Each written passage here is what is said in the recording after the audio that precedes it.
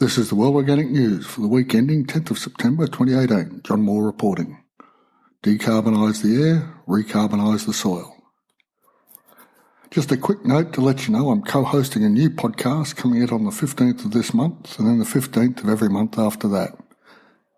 It's called Permaculture Plus. There's a link in these show notes to the website Permaculture Plus. I urge you all to have a listen and let us know what you think. Now we begin this week with some troubling news. Let me explain.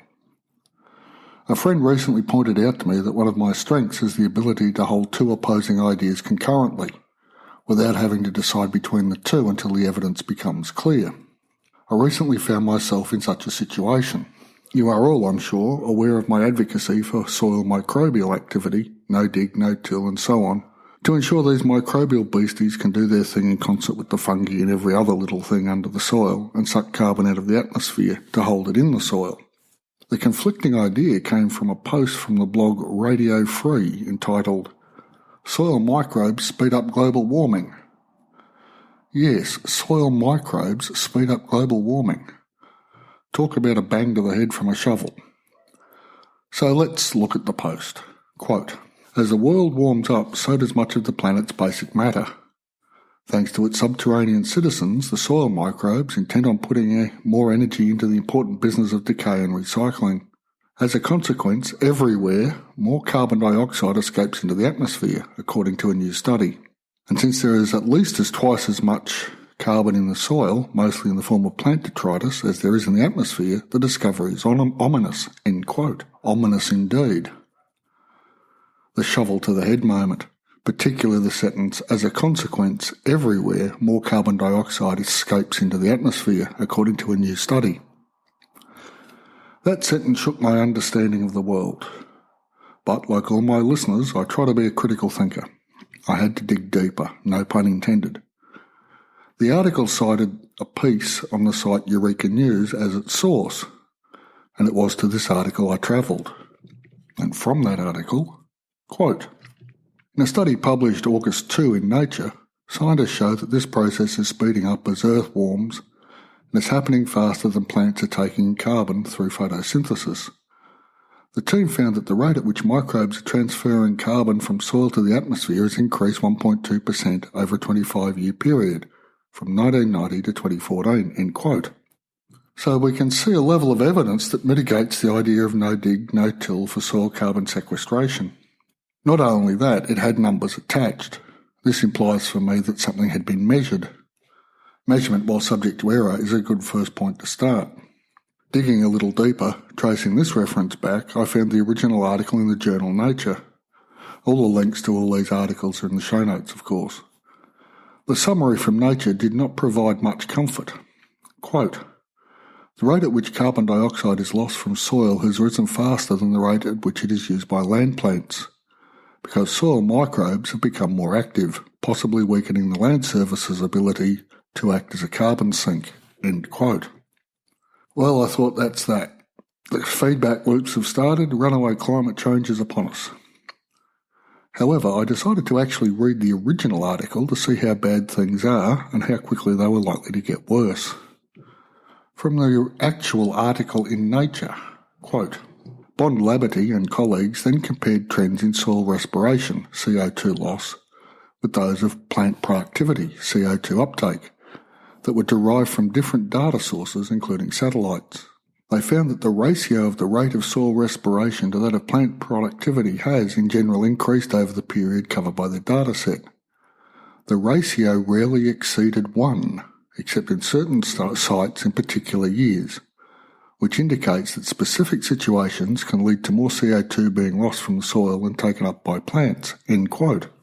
The key in that quote, of course, is the last sentence.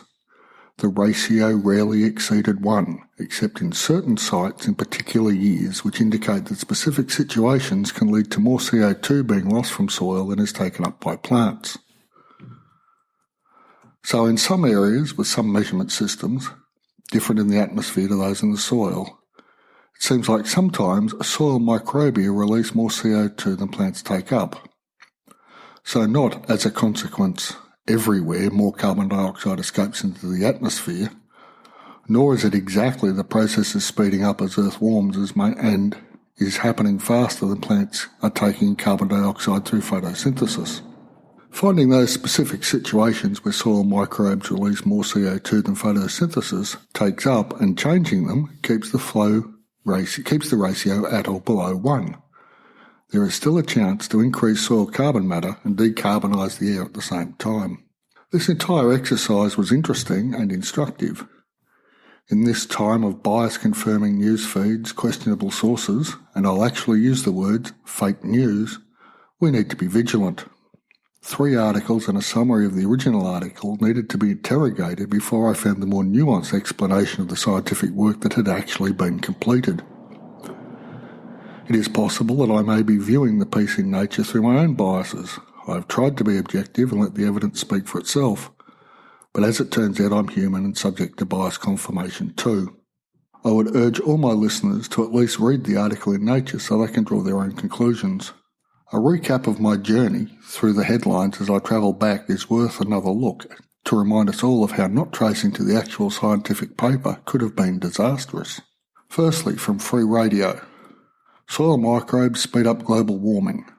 You can see how that grabbed my attention.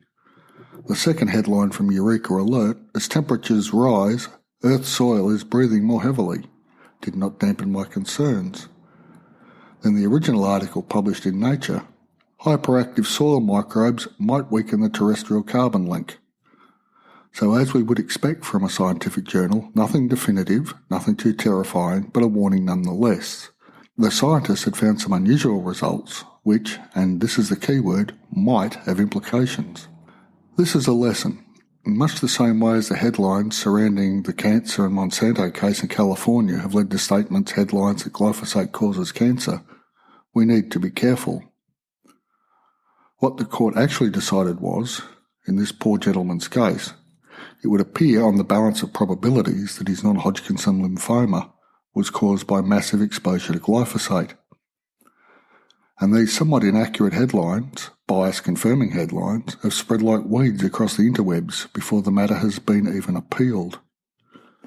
The point I'm trying to make is the headline is not the story, and the story may have very little to do with the original work. Always check the sources, particularly in this time of polarised, belief-reinforcing media.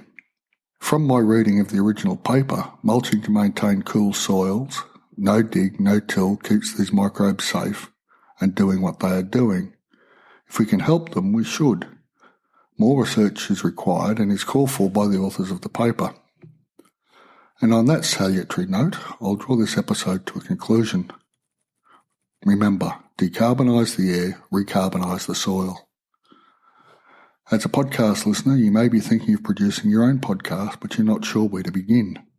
Drop over to mrjohnmoore.com and pick up some free checklists I've written to help get you started. I've also been doing live presentations twice a week and putting them up as podcasts under the show name Pod Thoughts. We're in a bit of a hiatus between seasons at the moment, but there'll be more coming. Link in the show notes, details at the website mrjohnmoore.com. A transcript of this episode is available at worldorganicnews.com. Thank you for listening, and I'll be back next week.